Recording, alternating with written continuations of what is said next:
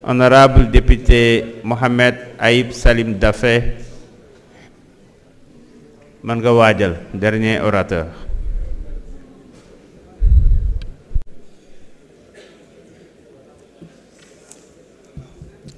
Je vous remercie, Monsieur le Président. Monsieur le Président, j'avais dit ici que de mon point de vue, la déclaration de politique générale basée sur le référentiel du projet contient des lacunes et un chapelet de promesses. Je viens aux lacunes. Monsieur le Premier ministre, mon honorable collègue Tafsir Choy a parlé de la réforme des institutions. Pas un mot sur les institutions dans le projet. Sur le capital humain, vous avez ici donné l'exemple de Singapour. Vous savez pourquoi Singapour s'est développé?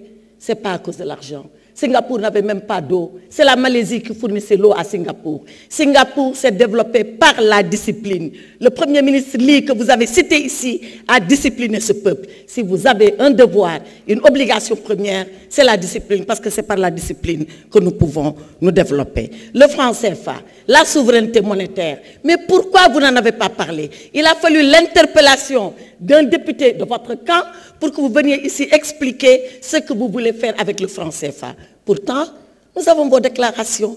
Et la première souveraineté monétaire, elle doit commencer par votre monnaie. Elle doit commencer par l'appropriation de votre monnaie. Qu'en dites-vous? Absolument rien du tout. Les promesses, un chapelet de vœux pieux. Monsieur le Premier ministre, 4 heures de temps, 4 heures, montre en main.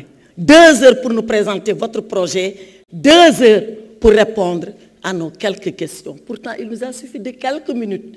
J'ai même eu le privilège d'ouvrir le bal des réponses de votre part. Alors que je n'ai que 3 minutes pour vous dire je reviendrai au pupitre. Mais j'ai vu que venir devant l'Assemblée nationale, ça vous a dérangé parce que vous avouez enfin que c'était pour échapper à une motion de censure.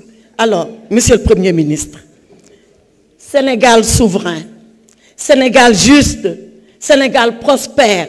Quand nous lisons le référentiel, quand nous lisons l'agenda national de développement adossé au référentiel, ce n'est qu'un slogan. Ce n'est qu'un slogan, Monsieur le Premier ministre. Et vous savez, les slogans, c'est des paroles et des paroles et des paroles.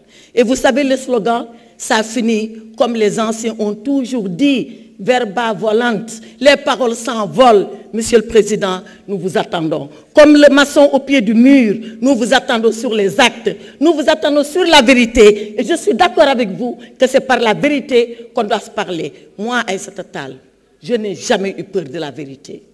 Et cette loi d'amnistie, si vous voulez l'abroger, abrogez-la. Abrogez-la.